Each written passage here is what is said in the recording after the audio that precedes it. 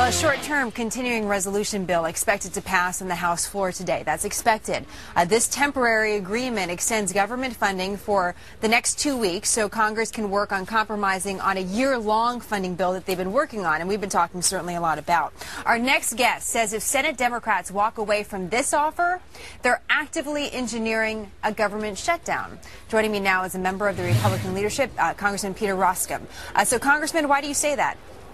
Well, I think it's true. I think the House Republicans have acted forthrightly and clearly following up on what the American public said last November, and that was that we needed to save in order to create jobs in this country. And there was a continuing resolution that was passed that cut $61 billion off of last year's number, and now we're poised to act this afternoon, do the same thing on a short-term basis.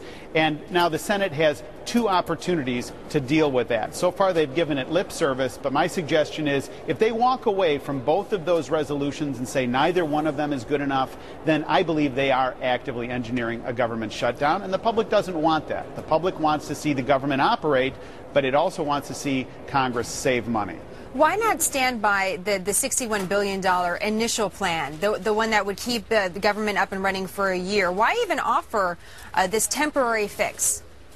Well, I think what we've said is if the Senate says they need more time and they've got to go through a deliberation process, that's fine. Then we'll move forward, but we're going to stick to the same number that is a $4 billion number over a 2-week period. I think what the public is saying, look, get the trajectory in the right direction. We can't accept a freeze. That is what President Obama talked about in his State of the Union message. We certainly can't go on the basis of putting more money out there. Congress has to save, and our argument and our suggestion is move it in a very clear way so that the Senate has an option to move it and to move it quickly. So let's talk about the trajectory, by the way, if I can get it out, the trajectory of government spending as we take a look at this new report from the GAO that talks about upwards of $200 billion and wasteful spending, of redundant spending. How does that make you look at the $61 billion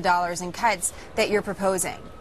It looks like the $61 billion is a good first start, but I think the GAO, that report really echoes what a lot of folks, and really the country in general, is saying. There's just no question that over the years there's been one duplication after another, and there's a great deal of waste in the federal budget. What we are now in is a season where we have very difficult choices before us. And what we should be able to quickly do is to come together around those areas that people agree are duplicative or wasteful or aren't actually accomplishing the task that they were originally envisioned for. That's really the common ground. And I'm actually very hopeful that we're going to be able to get on a pathway. But I think the GAO report is echoing what House Republicans have been saying for a long time, and that is there's no need to try and borrow your spend your way into prosperity. It doesn't work, and what we should be doing is going after the so-called low-hanging fruit, and that is clearly duplicative programs. Well, it seems like there's a little path set out for you by the GAO to do that. Just a quick final question: if the Senate doesn't agree with this temporary measure to keep the government up and running,